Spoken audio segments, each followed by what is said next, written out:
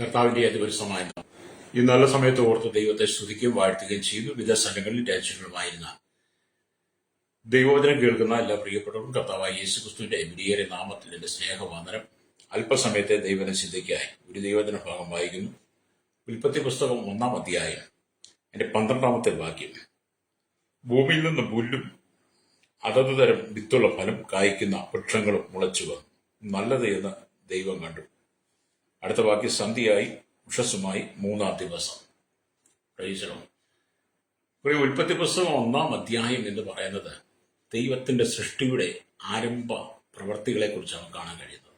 പ്രൈസറോ ഉൽപ്പത്തി പുസ്തകം 1-ാം അധ്യായത്തിന് 1-2 വാക്യങ്ങൾ പറയുന്നത് പാഴും ഭൂരഹിതമായി കിടക്കുന്ന, അഥവാ പാഴും ശൂന്യമായി കിടക്കുന്ന ഈ ഭൂമിയെ വെള്ളത്താൽ മുടക്കപ്പെട്ടു, ആഴം, അതിന് ഇരുൾ വ്യാപരിക്കുക.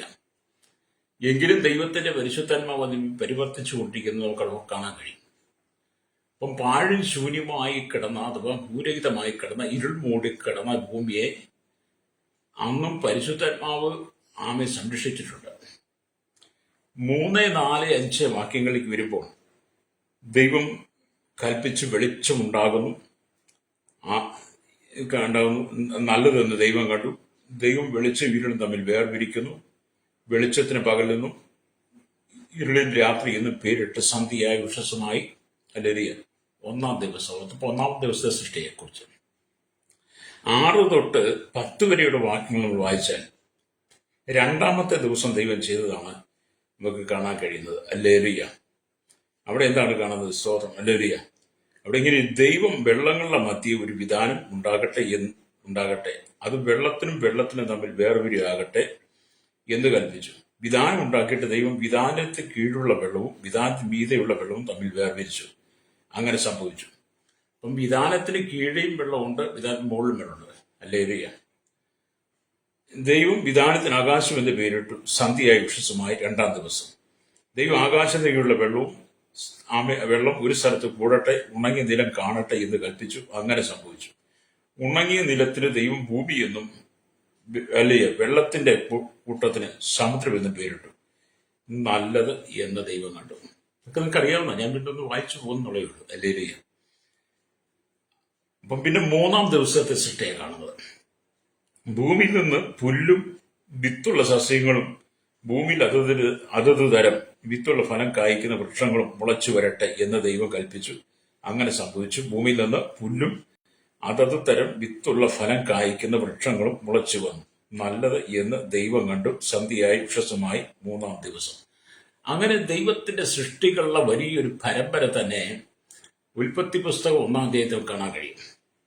അങ്ങനെ ദൈവം ഓരോ ദിവസവും ഓരോന്ന് സൃഷ്ടിച്ച്, ഹല്ലേലൂയ, ഭൂമിയിൽ ജീവജാലങ്ങളെ സൃഷ്ടിക്കുന്നതിന് മുമ്പ്, ഹല്ലേലൂയ, ഉൽപ്പത്തി പുസ്തകം 1-ാം അധ്യായം 20-ാം വാക്യത്തിലേക്ക് വരുമ്പോഴാണ് ജീവജാലങ്ങളെ സൃഷ്ടിയെ കാണുന്നത്. അപ്പൊ ജീവജാലങ്ങളെ സൃഷ്ടിക്കുന്നതിനും മനുഷ്യനെ സൃഷ്ടിക്കുന്നതിനും മുമ്പ് തന്നെ ദൈവം എന്ത് ചെയ്തു? ജീവജാലങ്ങൾക്കും മനുഷ്യനും വേണ്ടുന്ന എല്ലാ സസ്യാദികളെയും ഫലവൃക്ഷങ്ങളെയും ദൈവം ഈ ഭൂമി മുളപ്പിച്ചു എന്നുള്ളതാണ്. ഭൂമിയിൽ ദൈവത്തിന്റെ സൃഷ്ടികൾക്ക് എന്തെല്ലാം ആവശ്യമാണോ അതെല്ലാം ദൈവം ഭൂമി തന്നിട്ടാണ് ജീവജാലങ്ങളെയും അല്ലെങ്കിൽ മനുഷ്യനെ സൃഷ്ടിക്കുന്നത്. പലരും ഈ ഭൂമി വലിയ സ്ഫോടനത്താൽ ഉണ്ടായതാണ്, തന്നെ പൊട്ടിമുളച്ചതാണെന്നൊക്കെ പറയുമ്പോൾ, അല്ലെങ്കിൽ എന്നെ കേൾക്കുന്ന പ്രസോദാവി, തന്നെ പൊട്ടിമുളച്ചതും വലിയ ഒരു സ്ഫോടനത്താൽ പൊട്ടിപ്പുറപ്പെട്ട് വന്നതൊന്നും അല്ല ഇത്. അല്ലെങ്കിൽ നിങ്ങളൊരു കാര്യം മനസ്സിലാക്കണം. ഞാൻ പറഞ്ഞു കേട്ടിട്ടും പഠിച്ചതുമൊക്കെ വലിയ സ്ഫോടനം ഉണ്ടാകുന്നു, അതിലൂടെ ഈ ഭൂമി ഉണ്ടാകുന്നു, അതിൽ വലിയ പ്രവർത്തികൾ നടക്കുന്നു. അതാ ഈ ഭൂമിയുടെ ഇന്നത്തെ മനോഹാരിതയൊക്കെ പറഞ്ഞവരുണ്ട്. അവരോട് ഞാൻ ചോദിക്കട്ടെ, ഈ കാലഘട്ടത്തിൽ അങ്ങനെ വലിയൊരു സ്ഫോടനം ഉണ്ടായിട്ടാണ് ഭൂമി ഉണ്ടായെങ്കിൽ, നമുക്കറിയാം ഭൂമിയുടെ ഭൂഗർഭജലങ്ങളൊക്കെ പൊട്ടി അങ്ങോട്ട് പുറപ്പെട്ട് വലിയ സ്ഫോടനത്തോടു കൂടി അതങ്ങോട്ട് ഒലിച്ചു പോയി കഴിഞ്ഞാൽ പിന്നെ ഈ ഉൽപ്പത്തി പുസ്തകത്തിൽ പറയുന്ന ഭൂമിയാണോ നിങ്ങൾ കാണുന്നത്? നിങ്ങൾ കഴിഞ്ഞ കാലങ്ങളിൽ കണ്ടിട്ടില്ലേ, മലപ്പുറത്ത് പല സ്ഥലങ്ങളും, വയനാടൊക്കെ ഉരുൾപൊട്ടിയത്, ഇടുക്കിയുടെ പല ഭാഗങ്ങൾ, കോഴിക്കോട് ഭാഗങ്ങൾ ഉരുൾപൊട്ടിയ സ്ഥലങ്ങൾ പോയി കാണണം. അല്ലേ? അവിടെ പോയാൽ ഈ മനോഹരമായ ഭൂമിയിൽ അവിടെ ഉണ്ടായതെല്ലാം തകർത്ത് തരിപ്പണമായി, ഇന്ന് വിജനമായി, മനുഷ്യവാസമില്ലാതെ ജനം പേടിയോടുകൂടി കാണുക സ്ഥലത്തെ. അപ്പൊ നമ്മൾ മനസ്സിലാക്കണം, ഇത് ഒരു വലിയ സ്ഫോടനത്താൻ ഉണ്ടായതല്ല, ഇതിന്റെ പിന്നിൽ പ്രവർത്തിച്ച ഒരു ദൈവമുണ്ട്. ആ പ്രവർത്തിച്ച ദൈവമാണ് യഹോവയായ ദൈവം. കർത്താവ് ഭൂമിയിൽ സകലത്തെയും സൃഷ്ടിച്ചത് ഏറ്റവും മനോഹാരിതമായിട്ടാണ്. യശയ്യാപ്രവാചകന്റെ പുസ്തകം 45-18 വാക്യം വായിക്കുക, ഈ ഭൂമി ദൈവം മനോഹരമായി സൃഷ്ടിച്ചു, എന്തിന്? മനുഷ്യന് പാർപ്പിന് വേണ്ടിയിട്ടെന്നുള്ളതാണ്. ഹല്ലേലൂയ. അങ്ങനെ വളരെ ശ്രേഷ്ഠമായി ഈ മനുഷ്യന് വേണ്ടതെല്ലാം ഈ ഭൂമി സൃഷ്ടിച്ചിട്ടാണ് ദൈവം മനുഷ്യനെ സൃഷ്ടിക്കുന്നതും ജീവജാലങ്ങളെ സൃഷ്ടിക്കുന്നതും. ഞാനത് പറയാൻ കാരണം, എന്നെ കേൾക്കുന്ന പ്രശ്രോതാവി, നിങ്ങൾ അമ്മയുടെ ഉദരത്തിൽ ഉരുവായിരിക്കുന്നതിന് മുമ്പ് തന്നെ, ഉരുവാകുന്നതിന് മുമ്പ് തന്നെ നിങ്ങൾക്ക് ഭൂമിയിൽ എന്തെല്ലാം വേണം, ഏതെല്ലാം സസ്യാദികൾ, അതേതെല്ലാം ഫലവൃക്ഷങ്ങൾ, ഏതെല്ലാം കാരണങ്ങൾ, എന്തെല്ലാം നിങ്ങൾക്ക് വേണമെന്ന് മുന്നമേയിൽ അറിഞ്ഞിട്ടാണ് ദൈവം നിങ്ങൾക്ക് നിങ്ങളുടെ അമ്മയുടെ ഉദരത്തിൽ ഒരു ഉരുവാകുവാൻ അവസരം തന്നത്. നമ്മൾ ജനിച്ചു കഴിഞ്ഞിട്ടല്ല നമുക്കെല്ലാം ഈ ഭൂമി തരുന്നത്. നാം ജനിക്കുന്നതിന് മുമ്പേ എല്ലാം ദൈവം ഇവിടെ കരുതിയിരുന്നു. ഹല്ലേലൂയ. 1 പത്രോസ് ലേഖനം 5-ാം അധ്യായത്തിന്റെ 7-ാം വാക്യമൊക്കെ വായിക്കുക, അവൻ നിങ്ങൾക്കായി കരുതുന്നതാകിയാൽ നിങ്ങളുടെ സകല ചിന്താകുലവും അവന്റെ മേൽ ഇട്ടുകൊള്ളും. പത്രോസ് അപ്പോസ്തലൻ പറയുമ്പോൾ, പത്രോസ് കർത്താവായ യേശുക്രിസ്തുവിനെ അറിഞ്ഞതിന് ശേഷമായി ഹല്ലേലൂയ തന്റെ ജീവിതത്തിൽ ഒരുപാട് പ്രതിസന്ധികളെ താൻ നേരിടേണ്ടി വന്നിട്ടുണ്ട്. ഇനി യേശുക്രിസ്തുവിനെ അറിയുന്നതിന് മുമ്പ് തന്റെ ജോലിയുള്ള ബന്ധത്തിൽ മുൻപിടുത്തമായിരുന്നല്ലോ. പല രാത്രികളും പാഴിൽ ശൂന്യമായ അനുഭവത്തിൽ തന്റെ പടകിലൊന്നുമില്ലാതെ മടങ്ങി വന്ന സമയമുണ്ട്. ഹല്ലേലൂയ. അങ്ങനെയുള്ള സാഹചര്യങ്ങളൊക്കെ പിന്നത്തേതിൽ യേശുവിനെ അറിഞ്ഞു കഴിഞ്ഞപ്പോൾ പത്രോസ് ചിന്തിച്ചു കാണും, പാഴിൽ ശൂന്യമായി കിടന്ന, ഭൂരഹിതമായി കിടന്ന ഭൂമിക്ക് വേണ്ടുന്നതിനെ എല്ലാം സൃഷ്ടിച്ച് കടലിനെയും കരയൊക്കെ വേർതിരിച്ച് കടലിൽ എണ്ണിയാത്തീരാത്ത മത്സ്യങ്ങളെ സൃഷ്ടിച്ചിട്ടുള്ള ഒരു ദൈവമുണ്ട്. ഹല്ലേലൂയ. ആ ദൈവത്തെക്കുറിച്ച് പത്രോസിന് ബോധ്യം വന്നപ്പോഴാണ് പത്രോസ് പറയുന്നത്, അവൻ നിങ്ങൾക്കായി കരുതുന്നാകിയാൽ നിങ്ങളുടെ സകല ചിന്താകുലവും വിട്ടുകൊള്ളി. അതേ സ്നേഹിത, ദൈവം നമുക്ക് വേണ്ടി സകലതും കരുതുന്നത്. മനുഷ്യന് ആവശ്യമായ സകല സസ്യാദികളും ഫലപുഷ്ടിയുള്ള വൃക്ഷങ്ങളും മനുഷ്യന് വേണ്ടുന്നതെല്ലാം ദൈവം ഭൂമി സൃഷ്ടിച്ചു. അതുപോലെ തന്നെ ഭൂമിയിലുള്ള സകല പക്ഷി മൃഗ ഇഴജാതികൾക്കും വേണ്ടുന്നതെല്ലാം ദൈവം സൃഷ്ടിച്ചു. അവർക്ക് വേണ്ടുന്നതെല്ലാം, എല്ലാ ആകാരത്തെയും. വനങ്ങളിൽ കിടക്കുന്ന സകല മൃഗങ്ങൾക്കും ചെറുതും വലുതുമായ അസംഖ്യമായ മൃഗങ്ങൾക്ക് വേണ്ടുന്നതെല്ലാം ദൈവം സൃഷ്ടിച്ചിരുന്നു. അതിനേക്കാളെല്ലാം ശ്രേഷ്ഠമായി മനുഷ്യനെ പാർക്കുവാൻ വേണ്ടി പാർപ്പിടമായി ഒരുക്കിയ ഈ ഭൂമിയെ അതിമനോഹരമായി സൃഷ്ടിച്ച മനുഷ്യന്റെ ആവശ്യങ്ങൾക്ക് അനുസൃതമായ സകല വൃക്ഷങ്ങളും സകല ഫലവൃക്ഷങ്ങളും ദൈവം സൃഷ്ടിച്ചു എന്ന് നമ്മൾ ഈ വേദഭാഗത്ത് നമുക്ക് വായിക്കും കാണാൻ കഴിയും. നമ്മുടെ ദൈവം ആരല്ലേ? ഇതുപോലെ എന്നെ കേൾക്കുന്ന മാതാവേ, പിതാവേ, നിനക്ക് വേണ്ടുന്നതെല്ലാം ദൈവം ഭൂമിയിൽ ഒരുക്കി വെച്ചിട്ടുണ്ട്. നീ വിശ്വാസത്തോടെ ദൈവത്തിലേക്ക് കടന്നു വന്ന്, കർത്താവേ, അങ്ങ് സൃഷ്ടിയുടെ ആരംഭത്തിൽ തന്നെ ഞാൻ എന്റെ അമ്മയുടെ ഉദരത്തിൽ ഉരുവാകുന്നതിന് മുമ്പ് തന്നെ എനിക്ക് വേണ്ടി സൃഷ്ടിച്ച ആ സൃഷ്ടിയുടെ ആരംഭത്തെക്കുറിച്ച് ഞാൻ വായിക്കുന്നു, ഞാനത് മനസ്സിലാക്കുന്നു, ഞാനത് വിശ്വസിക്കുന്നു. അതുകൊണ്ട് കർത്താവേ, ഇന്ന് എന്റെ ജീവിതത്തിന്റെ പാഴും ശൂന്യമായ അനുഭവത്തെ ഒന്ന് മാറ്റിയിട്ട് എന്റെ ജീവിത ദാരിദ്ര്യം മാറ്റി, സങ്കടങ്ങൾ മാറ്റി, എന്നെ ഫലപുഷ്ടമായ ആ ഭൂമിയുടെ അനുഭവത്തിന്റെ നടുവിൽ എന്നെ ഒന്ന് നിർത്തണമേ എന്ന് നീ പ്രാർത്ഥിച്ചാൽ, ഹല്ലേലൂയ, ദൈവം നിന്റെ അവസ്ഥകൾക്കെല്ലാം മാറ്റം തരും കേട്ടോ. അപ്പം ദൈവം മനുഷ്യന് വേണ്ടുന്നതെല്ലാം സൃഷ്ടിച്ചു. പക്ഷേ മനുഷ്യൻ ഇന്ന് ദാരിദ്ര്യത്തിലും സങ്കടത്തിലും കടന്നു പോകുന്നതിന്റെ കാരണം എന്താണ്? ദൈവം സകലത്തിൽ സൃഷ്ടിച്ച് കിഴക്കിന് ഏതൻ ഉണ്ടാക്കിയ ഏതനിൽ അല്ലയ്യ ദൈവം സൃഷ്ടിച്ച മനുഷ്യനായിരിക്കുന്ന ആദമിനെയും ഔവ്വയും അവിടെ പാർപ്പിച്ച് അവർക്ക് വേണ്ടുന്നതെല്ലാം കൊടുത്തു. എല്ലാത്തിനെയും മടക്കി വാഴുള്ള അധികാരമൊക്കെ കൊടുത്തു. എന്നാൽ എന്ത് ചെയ്തു? സാത്താൻ ഉപായരൂപേണ ആദത്തെ ഔവ്വയും വശീകരിച്ച് എന്ത് ചെയ്തു? സ്തോത്രം, അവരെയും കൊണ്ട് പാപം ചെയ്യിപ്പിച്ചു. ഹവ്വയെ സാത്താൻ വളരെ വശീകരിച്ചു. ഹല്ലേലൂയ. അവളിൽ പാപത്തിന്റെ അനുഭവം ഇട്ടുകൊടുത്തു. ദൈവം കൽപ്പിച്ച വൃക്ഷത്തിന്റെ ഫലം തിന്നരുത്, തിന്നുന്നാൾ നീ മരിക്കുമെന്ന് ദൈവത്തിന്റെ കൽപ്പനയുണ്ടായിട്ടും സർപ്പം പറഞ്ഞില്ല, നീ മരിക്കരുതിന്റെ കണ്ണ് തുറക്കുന്നു. ദൈവത്തെ പോലെയാവുള്ള പ്രലോഭനത്തിൽ ഹവ്വ വീണു. അവളുടെ കണ്ണുകൾ തുറന്നു. നഗ്നത അവൾക്ക് മനസ്സിലായി. അവളുടെ ഭർത്താവിനെ കൊണ്ട് കൊടുത്തു. അവനെന്തെന്നു? അവന്റെ നഗ്നത മനസ്സിലായി. രണ്ടുപേരും തേജസ്സിന്റെ വസ്ത്രം നഷ്ടപ്പെട്ട് നഗ്നരായി യഹോവയെ ദൈവം വീലാറിയപ്പോൾ തോട്ടത്തിൽ നടക്കുന്ന ഒച്ചകെട്ട ഓടി ഒളിച്ചു. അപ്പം ദൈവം വിളിച്ചു, മനുഷ്യ, നീ എവിടെയാ? ഹല്ലേലൂയ. മനുഷ്യൻ നാണം കൊണ്ട് നട്ടത് കൊണ്ടും പാപം ചെയ്തുകൊണ്ടും ദൈവം മുമ്പിൽ മടങ്ങി വരാൻ കഴിയാത്തത് കൊണ്ട് പിന്നത്തെ എന്ത് ചെയ്തു? ദൈവം മനോഹാരിതമായി മനുഷ്യന് പാർക്കാൻ വേണ്ടി സൃഷ്ടിച്ച് ഈ ഭൂമിയെ ശാപഭൂമിയാക്കി മാറി. അല്ലേ? അതുകൊണ്ടാണ് ഇന്ന് മനുഷ്യൻ മുഴുവൻ ഈ കഷ്ടവും നഷ്ടവും വേദനയും ദുഃഖങ്ങളും സങ്കടങ്ങളും എല്ലാം അനുഭവിക്കുന്നത് മനുഷ്യന്റെ പാപം മുഖാന്തരമാണ്. പ്രൈസലോ. എന്നെ കേൾക്കുന്ന മാതാപിതാക്കൾ, പിതാവ്, മനുഷ്യ ജീവിതത്തിൽ വന്നു പോകുന്ന പാപങ്ങളാണ് ദൈവം നമുക്ക് സമൃദ്ധമായി ജീവിക്കാൻ തരുന്ന പല അനുഭവങ്ങളും നഷ്ടപ്പെടാൻ കാരണം. ലേറിയ നിങ്ങളുടെ ജീവിതത്തിലെ പാപ സ്വഭാവങ്ങളെ നിങ്ങൾ നീക്കിക്കളഞ്ഞിട്ട് എപ്പോൾ നിങ്ങൾ ദൈവത്തിലേക്ക് കടന്നു നിന്നെ താഴ്ത്തി കൊടുക്കുന്നു, ആ സമയം നിന്റെ ജീവിതത്തിന്റെ സകല കഷ്ടതകൾ മാറി ഒരു ഫലസമൃദ്ധിയുള്ള ഒരു അനുഭവത്തിന്റെ നടുവിലേക്ക് ദൈവം നിന്നെ കൊണ്ടുവരും. രക്തം ചെയ്യും വിശ്വസിക്കും ദൈവം കരങ്ങളിൽ ഏൽപ്പിച്ചു കൊടുത്ത് സ്തോത്രം പറഞ്ഞാണ്ട്. കാരണം നിനക്ക് വേണ്ടി എല്ലാം ദൈവം സൃഷ്ടിച്ചിട്ടുണ്ട്. ലേലിയ നിങ്ങൾ ഈ ഭൂമി പലപ്പോഴും ജീവിക്കുമ്പോൾ പല ആളുകളും പ്രാർത്ഥനയുടെ കാര്യങ്ങൾ പറഞ്ഞ് വിളിക്കുമ്പോൾ ഭവനത്തിലെ വിഷയങ്ങളാണ് പറയുന്നത്. പല പേരൻസും ആമേലധികം മക്കൾക്ക് വീതം വെച്ച് കൊടുക്കുമ്പോൾ കുറഞ്ഞുപോയി അല്ലെങ്കിൽ വേണ്ടതുപോലെ കൊടുക്കാതെ അതിനകത്ത് മുഖപക്ഷം കാണിച്ച് അനവധി ആളുകൾ പ്രാർത്ഥിക്കും എന്നെ വിളിച്ചിട്ടുണ്ട്. പലരും പറയാറുണ്ട്, എനിക്ക് എൻ്റെ അപ്പൻ മുതൽ തന്നിട്ടില്ല, അമ്മ മുതൽ തന്നിട്ടില്ല, അവർ ചേട്ടന് അത്രയും കൊടുത്തു, അനിയൻ അത്രയും കൊടുത്തു, പെങ്ങൾക്ക് അത്രയും കൊടുത്തു, ആമൻ എനിക്ക് തരേണ്ട ഓഹരി തന്നില്ല എന്ന് പലരും പറയുന്നത് പലപ്പോഴും ഞാൻ കേട്ടിട്ടുണ്ട്. അങ്ങനെയുള്ള സാഹചര്യത്തിൽ ഞാനും കടന്നുപോയിട്ടുണ്ട്. പ്രൈസലോ.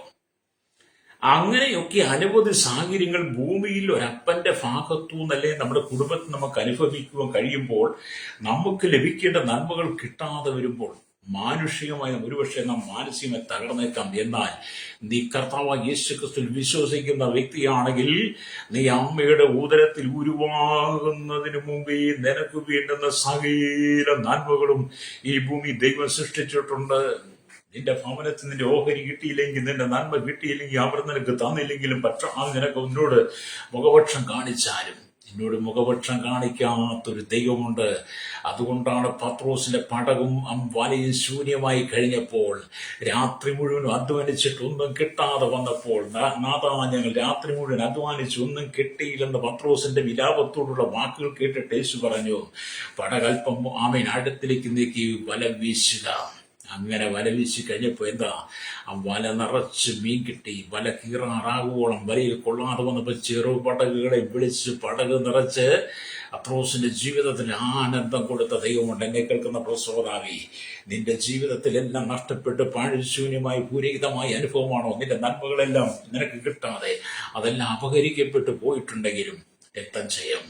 ആദാമിന്റെ പാപത്താൽ സകലവും നഷ്ടപ്പെട്ട് മനുഷ്യന്റെ ജീവിതത്തിൽ ദാരിദ്ര്യവും കഷ്ടവും സങ്കടവും ദുഃഖവും കടന്നു വന്നെങ്കിൽ, നീ അവയേറ്റു പറഞ്ഞുപേക്ഷിച്ച് ദൈവത്തിലേക്ക് നീ മടങ്ങി വരുന്നെങ്കിൽ, ഹല്ലേലൂയ, ആമേൻ, ഹല്ലേലൂയ, നിന്റെ ജനനത്തിന് മുമ്പേ, നിന്റെ ജന്മത്തിന് മുമ്പേ, നീ അമ്മയുടെ ഉദരം ഉരുവാകുന്ന മുമ്പേ നിനക്ക് വേണ്ടി സൃഷ്ടിച്ച എല്ലാ നന്മകളും ദൈവം നിനക്ക് ഒന്നിനു പുറകെ ഒന്നായിട്ട് തരാൻ തുടങ്ങും. Praise the Lord.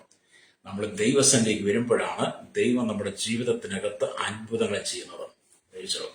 നമ്മുടെ കർത്താവിന് അസാധ്യമായിട്ട് ഒരു കാര്യമില്ല എന്ന് നമ്മൾ തിരിച്ചറിയണം. അല്ലേലിയ. മാനുഷികമായി ബുദ്ധി കൊണ്ട് നമ്മൾ നോക്കുമ്പോൾ പലതും നമുക്ക് അസാധ്യമെന്ന് തോന്നിയാലും, അല്ലേലിയ, വിശുദ്ധ തിരുവെഴുത്ത് ഞാനും നിങ്ങൾ വായിക്കുമ്പോൾ കാണുന്നുണ്ട് നമ്മുടെ ദൈവത്തിന് കഴിയാത്തതായിട്ടൊന്നുമില്ല.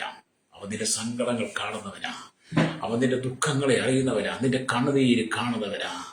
അപ്പനും അമ്മയെ എന്നെ ഉപേക്ഷിച്ചാൽ യഹോവ എന്നെ ചേർത്ത് കൊള്ളുമെന്ന് ദാവീദ് പറഞ്ഞതുപോലെ, സകലരും നിന്നെ ഉപേക്ഷിച്ച് നിന്നെ കൈവിട്ട് കളഞ്ഞാലും നിന്നെ കൈവിട്ട് കളയാതെ നിന്നെ ചേർത്ത് പിടിച്ച് നിന്റെ പാഴും ശൂന്യമായ ഭൂരഹിതമായ ജീവിത സാഹചര്യങ്ങൾക്കകത്ത് വെളിച്ചം വീശുവാൻ യേശുവിന് കഴിയുമെന്ന് നമ്മൾ ഉൽപ്പത്തി പുസ്തകം വായിക്കുമ്പോൾ കാണാൻ കഴിയും. ഒന്നാമത്തെ നമ്മൾ പഠിച്ചാൽ മതി.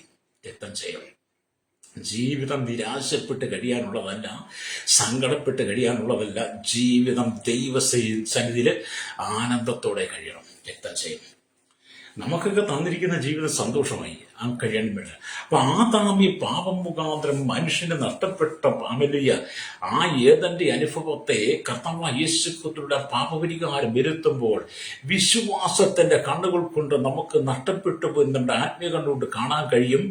നമ്മൾ കടന്നു പോകുന്ന ശോധനകളുടെ നടുവിൽ, പ്രതിസന്ധികളുടെ നടുവിൽ നമുക്ക് വിശ്വാസത്താൽ യാത്ര ചെയ്യാൻ കഴിയും. അതുകൊണ്ടാണ് എബ്രായലേഖനം 11:1 വായിക്കുമ്പോൾ, വിശ്വാസം എന്നതോ ആശിക്കുന്നതിന് ഉറപ്പും കാണാത്ത കാര്യങ്ങളുടെ നിശ്ചയമാകുന്നു പറയുന്നത്. ലേറിയ ഇതെല്ലാം ഒരു വിശ്വാസമാണ്. വിശ്വാസത്തിന്റെ തീഷ്ണത, വിശ്വാസത്തിന്റെ അടിസ്ഥാനം നിന്റെ ജീവിതത്തിൽ ഉറപ്പായിരിക്കണം.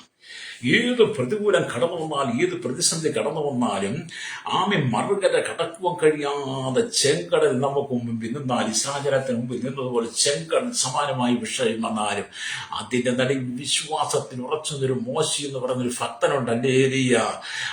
ഇസ്രായേലിനെ മുഴുവൻ ഫറവോന് സൈന്യം കണ്ട് മനസ്സ് തകർന്നപ്പം മനസ്സ് തകരാതെ നിൽക്കുന്ന ഒരു മോശയെ നമുക്ക് കാണാൻ കഴിയും. മോശ ഒരുപക്ഷെ അന്ന് ഹൃദയത്തിൽ പറഞ്ഞു കാണും, ഞാൻ എന്റെ അമ്മയുടെ ഉദരത്തിൽ ഉരുവാകുന്നതിന് മുമ്പേ ഈ സാഹചര്യത്തെ നയിക്കണമെന്നും ഈ ജനത്തെ മിസ്രൈമിൽ പുറപ്പെടുവിച്ചു കൊണ്ടുവന്ന ദൈവത്തിന്റെ വാഗ്ദത്ത ദേശമായ കനാനിലേക്ക് കൊണ്ടുവരുവാൻ എന്നെ നായകനാക്കിയത് ദൈവമാണെന്നും അതുകൊണ്ട് ഈ ചെങ്കടലെ മാറ്റിത്തരാൻ സർവശക്തനായി ദൈവത്തിന് കഴിയുമെന്ന് അമ്മയുടെ ഉദരത്തിൽ ഉരുവാകുന്ന മുമ്പേ മോശയ്ക്ക് വേണ്ടി ഈ അത്ഭുതം ചെയ്തുവെന്ന് മോശ ഒരുപക്ഷെ അത് വിശ്വസിച്ചു കാണും.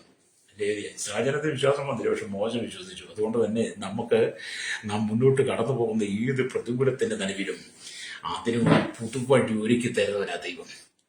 ചെങ്കടലിന് മുമ്പിൽ പെരുവഴി ഒരുക്കി തരുവാൻ നമ്മുടെ കർത്താവിന് കഴിഞ്ഞെങ്കിൽ നിന്റെ ജീവിതത്തിന്റെ സാഹചര്യങ്ങളിൽ നീ കടന്നു പോകുന്ന പ്രതിസന്ധികളുടെ നടുവിൽ ഒരു പെരുവഴി ഒരുക്കി തരുവാൻ കർത്താവിന് കഴിയും. അല്ലേറിയ. ഇന്ന് നിന്റെ ജീവിതം പാഴും ശൂന്യമായ അനുഭവമാണ്, ഭൂരഹിതമായ അനുഭവമാണ്, ഇരുൾ നിറഞ്ഞതാണ്, കണനീരിൻ്റെതാണ്, സങ്കടത്തിൻ്റെതാണ്, ദുഃഖത്തിൻ്റെതാണ്. പലപ്പോഴും നീ വിലപിച്ച് ഞാൻ ഒറ്റപ്പെട്ടു പോയോ, ഞാൻ നിരാശനായി പോയോ എന്നോർത്ത് ഭാരപ്പെടുന്ന തേങ്ങലിന്റെ അനുഭവം നിന്റെ ഹൃദയത്തിനകത്ത് വരാറില്ലേ? പല രാത്രികളും പല പകലുകളും നീ മാറി ചിന്തിച്ചിട്ടില്ല, ഞാൻ മാത്രം എന്തുകൊണ്ട് ഇങ്ങനെയായിപ്പോയി, എനിക്ക് മാത്രം എന്തുകൊണ്ട് ഇങ്ങനെയായിപ്പോയി, എനിക്ക് മാത്രമേ ഈ സാഹചര്യം ഉള്ളൂ എന്നൊക്കെ ഓർത്ത് ഭാരപ്പെട്ട സാഹചര്യങ്ങളില്ലേ ശ്രോതാവേ? എന്നെ കേൾക്കുന്ന സഹോദര സഹോദരി, എന്നെ കേൾക്കുന്ന മാതാപിതാക്കളെ, നീ ഒറ്റയ്ക്കല്ല. ഹല്ലേലൂയ. നീ തനിച്ചല്ല. നിന്നോട് കൂടെ നടക്കുവാൻ, നിന്റെ വലം കൈ പിടിക്കുവാൻ, നിന്നെ വഴി നടത്തുവാൻ, ചൊവ്വയുള്ള വഴിയെ നിന്നെ നടത്തുവാൻ, നിന്നെ ലക്ഷ്യസ്ഥാനത്തെത്തിക്കുവാൻ ഒരു ദൈവമുണ്ട്. എവിടെയെല്ലാം നീ ലജ്ജിക്കപ്പെട്ടോ, തല കുലിക്കേണ്ടി വന്നോ, എവിടെയെല്ലാം നീ അപമാനിക്കപ്പെട്ടോ, എവിടെയെല്ലാം നീ തള്ളപ്പെട്ടോ, നിന്നെ എവിടെയെല്ലാം മാറ്റി നിർത്തിയോ, അതിന്റെ നടുവിൽ നിന്നെ ശ്രേഷ്ഠമായി നിന്നെ മാനിച്ചുയർത്തുന്ന ഒരു ദൈവമുണ്ട്. കരമടിച്ച് ദൈവത്തെ സ്തുതിച്ചായിട്ട് പരിശുദ്ധാത്മാവ് ഈ പ്രഭാതത്തിൽ ചിലരോട് ശക്തമായ ദൂത് പറയുന്നത്. മലേറിയ. ദൈവാത്മാവ് ശക്തമായ ചില ആലോചനകൾ പറയുന്നത് എനിക്കറിയാം. ചില ജീവിതങ്ങൾ പാഴും ശൂന്യമായിരിക്കുക, ഭൂരഹിതമായ അനുഭവമാണ്. നാളെ എന്ത് ചെയ്യുമെന്നോർത്ത് കണവിലൂടെ വിലപിക്കുന്ന അനവധി ആളുകൾ എനിക്കറിയാം ഈ ഭൂമിയിലുണ്ട്. ഈ മെസ്സേജ് കേൾക്കുന്ന പ്രിയ സ്നേഹിത, എന്നെ കേൾക്കുന്ന മാതാവേ പിതാവേ, നിന്റെ പാഴും ശൂന്യമായ അനുഭവത്തെ ദൈവം മാറ്റാൻ പോവുകയാണ്. അവൻ കൽപ്പിച്ചാൽ പിന്നെ നിനക്ക് സങ്കടപ്പെടേണ്ട കാര്യം വരത്തില്ല. നീ ദൈവത്തിന്റെ മകനാണ്, മകളാണ്. ലോകം നിന്നെ കൈവിട്ടുകളി, ലോകം നിന്നെ ഉപേക്ഷിക്കും, പക്ഷേ നിന്നെ മാറോട് ചേർത്ത് പിടിക്കുന്ന ഒരു നല്ല ദൈവമുണ്ട് കേട്ടോ. രക്തം ചെയ്യും. അപ്പൊ നമ്മൾ എന്താണ് വായിച്ച വചനം? ഹല്ലേലൂയ. സ്തോത്രം. ഉൽപ്പത്തി പുസ്തകം 1-ാം അധ്യായം അതിന്റെ 12-ാമത്തെ വാക്യം എന്താണ് പറഞ്ഞത്? ഭൂമിയിൽ നിന്ന് പുല്ലും അതത് തരം വിത്തുള്ള ഫലം കായ്ക്കുന്ന വൃക്ഷങ്ങളും മുളച്ചു വന്നു, നല്ലതെന്ന് ദൈവം കണ്ടു. ഇതൊക്കെ നമുക്ക് വേണ്ടി ചെയ്തതാണ്. ആദാമി പാപത്താൽ നഷ്ടപ്പെട്ടു പോയെങ്കിലും ദൈവം നമുക്ക് വീണ്ടും അത്ഭുതം ചെയ്യാൻ അയക്കുന്നു. അപ്പൊ സൃഷ്ടിപ്പിന്റെ 3-ാം ദിവസം ദൈവം ഫലങ്ങൾ തരുന്ന വൃക്ഷങ്ങളെ സൃഷ്ടിച്ചു. എത്ര ആയിരക്കണക്കിന് വൃക്ഷങ്ങളെ, പഴം തരുന്ന വൃക്ഷങ്ങളെ ദൈവം സൃഷ്ടിച്ചു കാണുമല്ലേ? അല്ലേലൂയ. 3-ാം ദിവസം എണ്ണിയാൽ തീരാത്ത, മനുഷ്യന്റെ കണക്കുകൊണ്ട്, മനുഷ്യന്റെ ബുദ്ധി കൊണ്ട് എണ്ണിയാൽ തീരാത്ത വിധത്തിലുള്ള വിവിധ തരം ഫലം നൽകുന്ന വൃക്ഷങ്ങളെ ദൈവം ഭൂമിയിൽ മുളപ്പിച്ചു എന്നുള്ളത് നമ്മുടെ വിശ്വാസത്തെ കാണണം. അല്ലേലൂയ. ആമേൻ. എത്രയെത്ര വ്യത്യസ്തമായ രുചിയുള്ള നിറങ്ങളുള്ള ഫലങ്ങൾ നിറഞ്ഞ മരങ്ങളായിരിക്കും അന്ന് ഏദൻ പർദീസിലുണ്ടായിരുന്നത്. അല്ലേലൂയ. ദൈവസൃഷ്ട ഭൂമിയിലുണ്ടായിരുന്നത്. നമുക്കറിയാം, അല്പാൽപങ്ങളായി അല്ലേലൂയ എന്ത് ചെയ്തു? നമ്മളിൽ നിന്ന് നഷ്ടപ്പെട്ടു പോയി. അല്ലേലൂയ. എന്നാൽ നമുക്കുള്ള അവകാശങ്ങളെല്ലാം പുനഃസ്ഥാപിച്ചു തരാൻ അല്ലേലൂയ ദൈവത്തിന് കഴിയും. ഹല്ലേലൂയ. നമുക്ക് എന്തെല്ലാം നഷ്ടപ്പെട്ടതിന്റെ എല്ലാം ദൈവം തരും. ഞാനിതൊക്കെ നിങ്ങളോട് പറയുമ്പോൾ ജീവിതത്തിൽ ഒരുപാട് ദൈവത്തിന്റെ പ്രവൃത്തിയെ കാണുവാൻ കഴിഞ്ഞ കാലങ്ങളിൽ എനിക്ക് ദൈവം അവസരങ്ങൾ തന്നിട്ടുണ്ട്. അതുകൊണ്ട് വിശ്വാസത്തിന്റെ ആ അനുഭവത്തിൽ നിന്നാണ് സംസാരിക്കുന്നത്. രക്തം ചെയ്യും. ഹല്ലേലൂയ. ഇവിടെ ദൈവത്തിന്റെ സൃഷ്ടിപ്പിന്റെ അനന്തമായ ജ്ഞാനത്തെ നമ്മുടെ വാക്കുകൾ കൊണ്ട് വർണ്ണിക്കുവാൻ കഴിയില്ല. ഹല്ലേലൂയ. ദൈവത്തിന്റെ സൃഷ്ടിപ്പിന്റെ അനന്തമായ ജ്ഞാനത്തെ നമ്മുടെ വാക്കുകൾ കൊണ്ട് നമുക്കൊരിക്കലും അവന് വർണ്ണിക്കാൻ കഴിയത്തില്ല. അല്ലെ, ദൈവത്തിന്റെ ഹൃദയത്തിൽ അങ്കുരിച്ച ആമേൻ അല്ലെ ഓരോ പദ്ധതികൾക്കും അതിന് ദൈവത്തിന് ഒരു പദ്ധതികളുണ്ട്. അല്ലേറിയ, എന്നാൽ ദൈവത്തെ കോപിപ്പിക്കുന്ന വിധത്തിൽ, സൃഷ്ടമായ ദൈവത്തെ വേദനിപ്പിക്കുന്ന വിധത്തിൽ ഞാനും നിങ്ങളും ആദാമ്യ വർഗത്തിൽ ആ പാപത്തിൽ വീണ്ടും ജീവിച്ചാൽ, അല്ലേറിയ, നമ്മുടെ അനുഗ്രഹത്തിന്റെ കലവറകൾ മുഴുവൻ ഒരുപക്ഷെ തുറന്നെന്ന് വരത്തില്ല. ഏരിയ നാം ദൈവത്തോട് ചേർന്നിരിക്കണം. ഈ ലോകത്തിൽ ഒരിക്കലും നമ്മോട് ചേർത്ത് പിടിക്കരുത്. ലോകത്തിൽ നീ ജീവിച്ചാലും ലോകം നിന്നിൽ പ്രവേശിക്കരുത്. ആമയും വള്ളം വെള്ളത്തിലാണ് കിടക്കുന്നതിലും വെള്ളം വള്ളത്തിൽ കയറാതെ വള്ളം വെള്ളത്തിന് മുകളിൽ ഉയർന്നു നിൽക്കുന്നത് പോലെ നീ എപ്പോഴും ഈ ഭൂമി നിന്നിലേക്ക് പ്രവേശിക്കാതെ, ഈ ലോകം നിന്നിലേക്ക് പ്രവേശിക്കാതെ നീ ദൈവത്തോട് ചേർന്നിരിക്കണം. പ്രൈസലോ, ആഴ നമ്മളെ മുക്കിക്കളയരുത്. അല്ലേരിയ, ഈ ലോകത്തിലെ പാപമാകുന്ന ചെളിക്കൊണ്ട് നമ്മൾ വീഴാൻ പാടില്ല. നമുക്ക് വേണ്ടി എല്ലാം കരുതുന്ന ദൈവം. പ്രൈസലോ, ഞാൻ ജീവിതത്തിൽ സങ്കടങ്ങൾ വരുമ്പോൾ, ദുഃഖങ്ങൾ വരുമ്പോൾ, കണ്ണുനീര് വരുമ്പോൾ, ചിലപ്പോൾ ഒറ്റപ്പെട്ടിരിക്കുമ്പോൾ, ചില ഞെരുക്കങ്ങൾക്ക് വരുമ്പോൾ ഞാൻ തന്നെ ഇരുന്ന് പറയും, എനിക്ക് വേണ്ടി കരുതും ദൈവം ഉണ്ടല്ലോ. ഞാൻ എൻ്റെ അമ്മയുടെ ഉദരത്തിൽ ഉരുവാകുന്നതിന് മുമ്പേ ആമേൻ എത്ര 6000-ത്തിലധികം വർഷങ്ങൾക്ക് മുമ്പ് ഈ ഭൂമിയിൽ എനിക്ക് വേണ്ടി എല്ലാം സൃഷ്ടിച്ചൊരു ദൈവമുണ്ടല്ലോ എന്ന് ഞാൻ പറഞ്ഞ് സ്വയം അങ്ങ് ആശ്വസിക്കും കേട്ടോ. അങ്ങനെ ഞാൻ ആശ്വാസം കണ്ടെത്തുമ്പോൾ എൻ്റെ മനസ്സിന്റെ വേദനയൊക്കെ മാറിപ്പോകും. കാരണം നമുക്ക് ആശ്വാസം കണ്ടെത്താൻ യേശു മാത്രമേ ഉള്ളൂ. എത്താൻ ചെയ്യാം. പ്രൈസലോ, ഇന്നുപോലെ എന്നെ കേൾക്കുന്ന മാതാപിതാവേ, നീ കേരളത്തിന്റെ ഏതെങ്കിലും ജില്ലയിലായിരിക്കട്ടെ, ഇന്ത്യയുടെ ഏതെങ്കിലും സ്റ്റേറ്റുകളിൽ നീ ആയിരിക്കട്ടെ, ലോക രാജ്യങ്ങൾ 7 ഭൂഖണ്ഡങ്ങളിലെ നീ എവിടെങ്കിലും ഏതെങ്കിലും രാജ്യത്ത് നീ ജോലി ചെയ്ത് നീ ആശയുടെ സങ്കടത്തിന്റെ കണ്ണുനീരിന്റെ നടുവിലൂടെയാണോ കടന്നു പോകുന്നത്? നിന്റെ ജീവിതം മരുഭൂമിയാണെങ്കിലും അതിനെ മലപാടിയാക്കി എടുക്കാൻ ദൈവത്തിന് കഴിയുമെന്ന് വ്യക്തം ചെയ്യും. നിന്റെ ജീവിതം മരുഭൂമിയാണെങ്കിലും അതിനകത്തൊരു നീരോട് തുറക്കാൻ ദൈവത്തിന് കഴിയും. പ്രൈസലോ, അറിയാം വളരെ അബ്രഹാമിന്റെ ഭാര്യ സാറയുടെ ദാസിയായിരുന്ന ഹാഗർ, ഹാഗറിന് അബ്രഹാമിലൂടെ ഒരു കുട്ടി ജനിച്ച് ഇസ്മായിൽ. അല്ലരിയ, അപ്പൊ അതിനുശേഷമായി ഇസ്ഹാക്ക് ജനിച്ച് രണ്ടുപേരും വാക്തസന്ധി ദാസിയുടെ പുത്രൻ ഒരു വീട്ടിൽ പാർക്കാൻ പറ്റാത്തതുകൊണ്ട് സാറയുടെ ഉപദേശപ്രകാരം ഹാഗറിന്റെയും അല്ലെങ്കിൽ ഇസ്മായിലിന്റെയും ഒരു വെള്ളവും കുറെ അടയായിട്ടൊക്കെ പറഞ്ഞു വിട്ട് അവർ മരുഭൂമിക്കട്ട് അലഞ്ഞു തിരിഞ്ഞ് നടന്നെങ്കിലും അപ്പവും തീർന്ന് കയ്യിലെ കുപ്പിയിലെ വെള്ളവും തീർന്നു കഴിഞ്ഞപ്പോൾ കുട്ടിയുടെ മരണം കാണാതിരിക്കാൻ വേണ്ടി കുട്ടിയെ കൊണ്ട് മരത്തിന് കിടത്തിയിട്ട് അവൻ മാറി നിലവിളിച്ചു. അല്ലേറിയ, ആ നിലവിളി അല്ലേറിയ അവളെ നിലവിളിച്ചു. പക്ഷെ ബാലന്റെ നിലവിളി ദൈവം കേട്ടെന്ന് എഴുതിയിട്ടുണ്ട്. അങ്ങനെ അവളുടെ കണ്ണ് തുറന്നപ്പോൾ ഇത് മരുഭൂമിയിൽ നീരുറവ് കൊടുത്ത ആ നീരുറവ് ഇന്നും വലിയ ശാഖകളായി ഒഴുകിക്കൊണ്ടിരിക്കുന്നുണ്ടെങ്കിൽ എന്നെ കേൾക്കുന്ന പ്രിയ ശ്രോതാവി, നിന്റെ ജീവിതത്തിന്റെ പാഴും ശൂന്യമായ അനുഭവത്തെ മാറ്റിയിട്ട് ദൈവം ചില നീരുറവ് തുറക്കാൻ പോയ ആ നീരുറവ് നിന്റെ ജീവിതത്തിൽ ദൈവം തുറന്ന് അത് പല ശാഖകളായിട്ട് പിരിയാൻ തുടങ്ങും. അത് പല സ്ഥലങ്ങളിലേക്ക് ഒഴുകാൻ തുടങ്ങും. അങ്ങനെ അത് ഒഴുകി അനേകർക്ക് നീ ആശ്വാസകരമായി മാറും കേട്ടോ. എൻ്റെ ഏരിയ നിന്നെ മാറ്റി നിർത്തിയവരും നിന്നെ തടഞ്ഞു നിർത്തിയവരും ഒക്കെ നിന്റെ അരികിൽ വന്നിട്ട് നിന്നോട് ചേർന്ന് ആശ്വാസം പ്രാപിക്കുന്ന, സമാധാനം പ്രാപിക്കുന്ന ദിവസങ്ങളുണ്ടെന്ന് പരിശുദ്ധാത്മാവിന്റെ പകൽ ദൂത് പറയുക. രക്തം ചെയ്യും. പ്രൈസലോ, മരുഭൂമി പോലും ദൈവം എന്ത് ചെയ്യാൻ കഴിയും? പുതുക്കാൻ പറ്റും. നിന്റെ കഷ്ടതയെ മാറ്റാൻ ദൈവത്തിന് കഴിയും. നിന്റെ കണ്ണുനീര് മാറ്റാൻ ദൈവത്തിന് കഴിയും. അല്ലേരിയ, ഇവിടെ നാം ദൈവത്തിന്റെ വചനം വായിക്കുന്നത് കാണാൻ കഴിയുന്നുണ്ട്. അല്ലേരിയ, ഫലം എന്നത് അത് നമുക്ക് വളരെ പ്രയോജനപ്പെട്ടതാണ്. ഫലം എന്ന് പറയുന്നത് നമുക്ക് ഭക്ഷിപ്പാൻ ആവശ്യമായ എല്ലാ ഫ്രൂട്ട്സുകളും, അതുപോലെ നമുക്ക് ഭക്ഷിപ്പാൻ ആവശ്യമായ മറ്റൊന്ന്, അതുപോലെ തന്നെ നമ്മൾ കർത്താവിന് ഫലം കൊടുക്കുന്നവരായിരിക്കണം. കർത്താവിന് ഫലം കൊടുക്കണം. പ്രൈസലോ, ദൈവം എന്തെങ്കിലും ചെയ്യുന്നോ അതുപോലെ നമുക്ക് ചെയ്യാൻ പറ്റിയില്ലെങ്കിലും നമ്മളാൽ ആവോളം എന്ത് ചെയ്യണം? കർത്താവിന് വേണ്ടി നമ്മളും ഫലം കായ്ച്ചു കൊണ്ടിരിക്കണം. രക്തം ചെയ്യും. നാമും ഫലപുഷ്ടിയുള്ള ജീവിതം നയിക്കണം. പാപമില്ലാത്ത ഒരു നല്ല വിശുദ്ധ ജീവിതം നയിച്ച് ദൈവത്തോട് ചേർന്ന് നിൽക്കുമ്പോൾ സ്വർഗത്തിലെ സകല ആത്മീയ അനുഗ്രഹങ്ങളും ദൈവം നിന്റെ മേൽ പകരാൻ തുടങ്ങും. രക്തം ചെയ്യും. വിശ്വസിക്കുന്ന സ്വത്രം പറയേണ്ടത്. ചിലർ ശാപം കൊണ്ടാണ്, പാപം കൊണ്ടാണ്, രോഗം കൊണ്ട്, ബന്ധനമാണ്, ചെയ്തദോഷമാണ് എന്നൊക്കെ പലരും പറഞ്ഞ് മാറി നിന്ന് പിറുപിറുക്കുമ്പോൾ ഇന്ന് പകൽ എന്നെ കേൾക്കുന്ന പ്രശ്നം പാപവും ശാപവും ബന്ധനവും വരുത്തുമൊക്കെ അവർക്ക് എന്തുവാകട്ടെ അവിടെ കിടക്കട്ടെ. അതൊക്കെ നമ്മളെന്തിനെ ചുമക്കാൻ പോന്നേ? അതൊക്കെ നമ്മൾ എടുത്തുകൊണ്ട് നടക്കേണ്ട കാര്യങ്ങൾ. ഒരു വീണ്ടെടുക്കപ്പെട്ട ദൈവമക്കൾ എന്ന് പറഞ്ഞ ദൈവമക്കൾ ഈ ഭൂമിയിലെ പാപവും ശാപവും ബന്ധനവും അമേലുകാമി പോരാട്ടങ്ങളും നമ്മൾ ചുമക്കണ്ട. ശരിയ, അത് ചുമക്കുന്നൊരു ചുമക്കട്ടെ, നീ വീണ്ടെടുക്കപ്പെട്ടവനാണ്.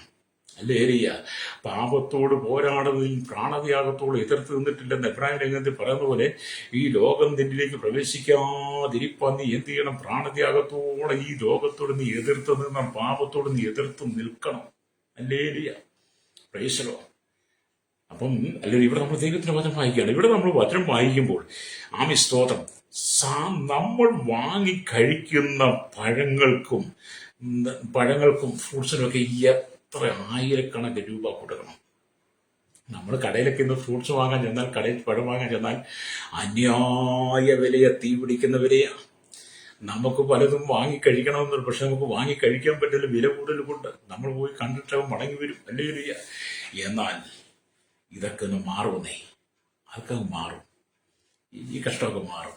നീ എന്തെല്ലാം ആഗ്രഹിച്ചിട്ടുണ്ടോ അതെല്ലാം ദൈവം നിനക്ക് തരാൻ പോവുകയാണ്. നീ പലപ്പോഴും കണ്ണതിലൂടെ പ്രാർത്ഥന, കർത്താവ് എനിക്ക് മാത്രം ഒന്നും കഴിയുന്നില്ലല്ലോ, എനിക്ക് മാത്രം ഇതൊന്നും മേടിക്കാൻ കഴിയുന്നില്ലോ, ഭക്ഷിപ്പാൻ കഴിയുന്നില്ലോ, നല്ല ഫ്രൂട്ട്സുകൾ മേടിക്കണമെന്ന് ആഗ്രഹമുണ്ട്, പോക്കറ്റിൽ പേഴ്സിൽ പൈസയില്ല, അതുകൊണ്ട് നീ ഭാരപ്പെട്ടില്ല. എന്നാൽ നമ്മൾ ചിന്തിച്ചു, ദൈവം നിന്നെ സൃഷ്ടിക്കുന്നതിന് മുമ്പേ നിനക്ക് വേണ്ടുന്ന ഫലപുഷ്ടമായ എല്ലാ വൃക്ഷങ്ങളും സസ്യാദികളും സൃഷ്ടിച്ചിട്ട് ദൈവം നമ്മയോട് ആക്കി വെച്ചെങ്കിലും ആദാമേ പാപത്താൽ അതെല്ലാം നഷ്ടപ്പെട്ടെങ്കിലും കർത്താവ് യേശുക്രിസ്തുവിലൂടെ നമ്മളെ പാപത്തിന് പരിഹാരം വരുത്തുമ്പോൾ നമ്മുടെ ഹൃദയത്തിലെ ആഗ്രഹങ്ങളെല്ലാം തരും കേട്ടോ.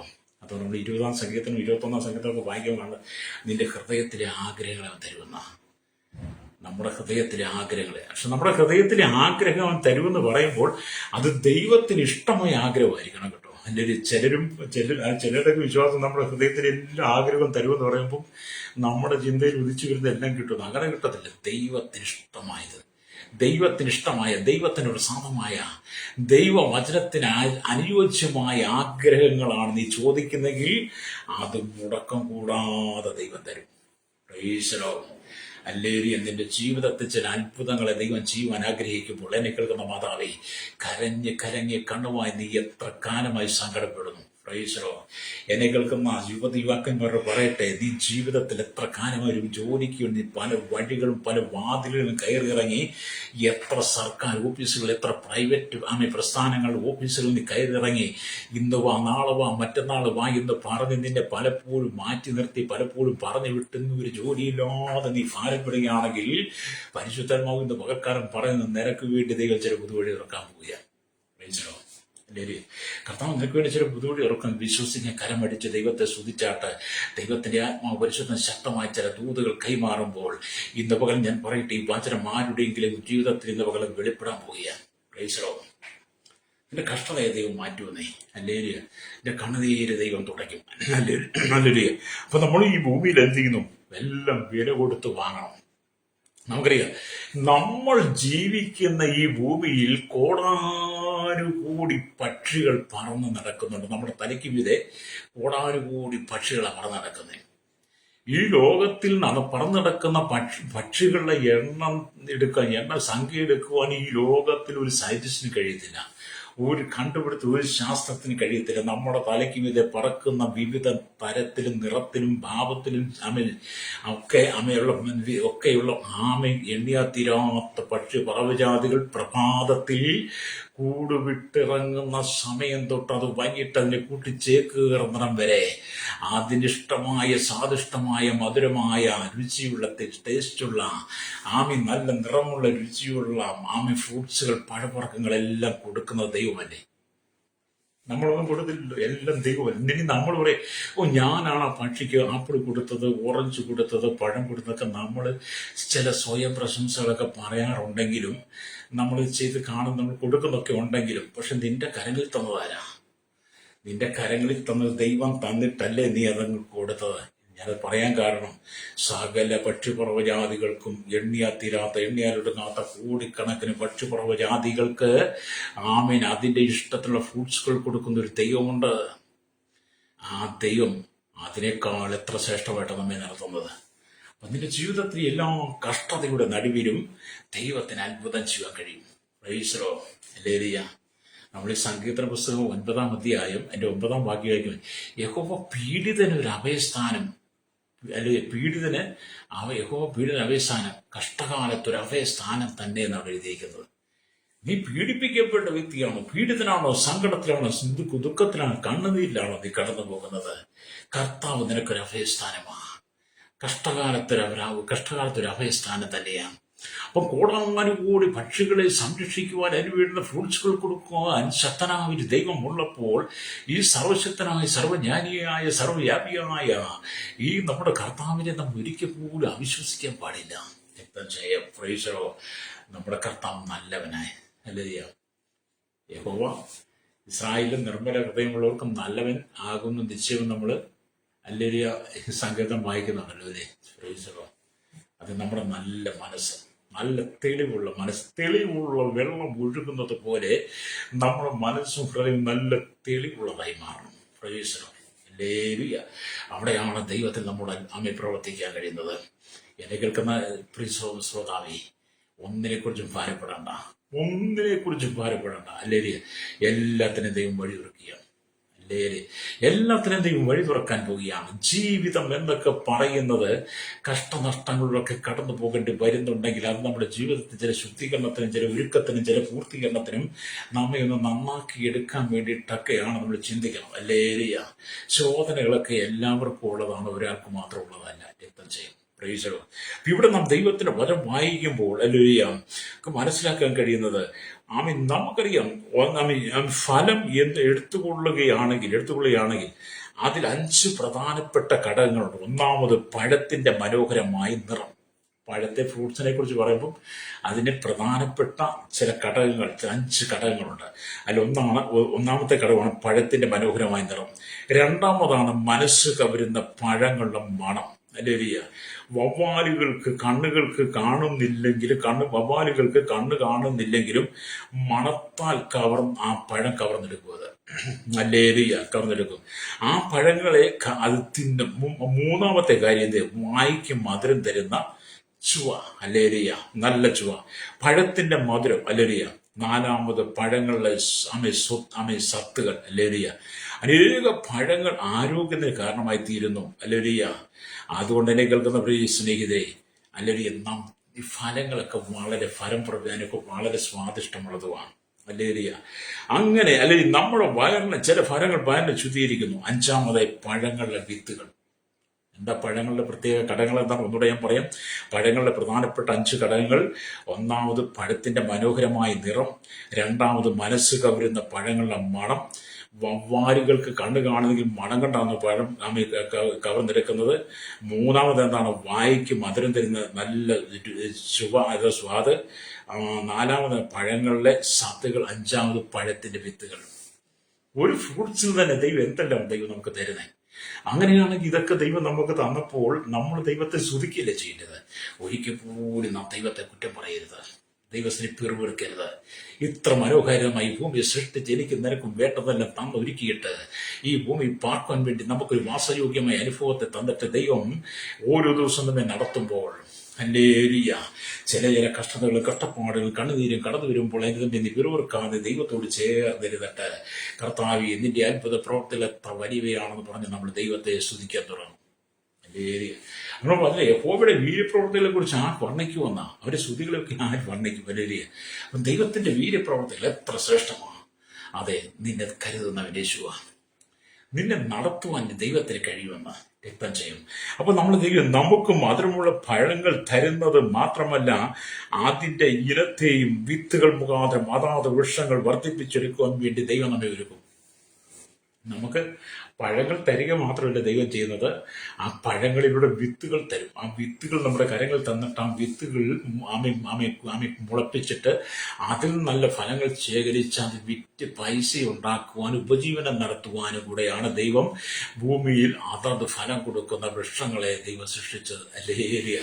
എല്ലാത്തിനും ദൈവത്തിന് പദ്ധതി ഉണ്ടായിരുന്നു. അല്ല മനുഷ്യൻ കണ്ടുപിടിച്ചതൊന്നും അല്ല. ഈ ഫലവൃക്ഷങ്ങളും അതിന്റെ വിത്തും അത് മുളപ്പിക്കുന്ന പിന്നീട് ഫലം കായ്ക്കുന്നതും ഉണ്ടാകും വിറ്റ് കാശും മനുഷ്യന്റെ സ്വന്തം സൃഷ്ടിയൊന്നും വന്നതല്ല. ഇതൊക്കെ ദൈവം മുന്നമേ കരുതി വെച്ചതാണ്. ഹല്ലേലൂയ. അപ്പൊ എന്താണ് നമുക്ക് മധുരമുള്ള പഴങ്ങൾ തരുന്നത് മാത്രമല്ല, അതിന്റെ ഇനത്തെയും വിത്തുകൾ മുഖാന്തരം അതാത് വൃക്ഷങ്ങൾ വർദ്ധിപ്പിക്കുന്നതിലെ ദൈവം നമുക്ക് തരുന്നു. നിങ്ങൾ സന്താന പുഷ്ടികളെ പെരുകി ഭൂമിയിൽ നിറയുവിൻ എന്ന വാഗ്ദത്തം ദൈവം മനുഷ്യർക്ക് മാത്രമല്ല സകല വൃക്ഷങ്ങൾക്കും കൊടുത്തിരിക്കുന്നു. ഹല്ലേലൂയ.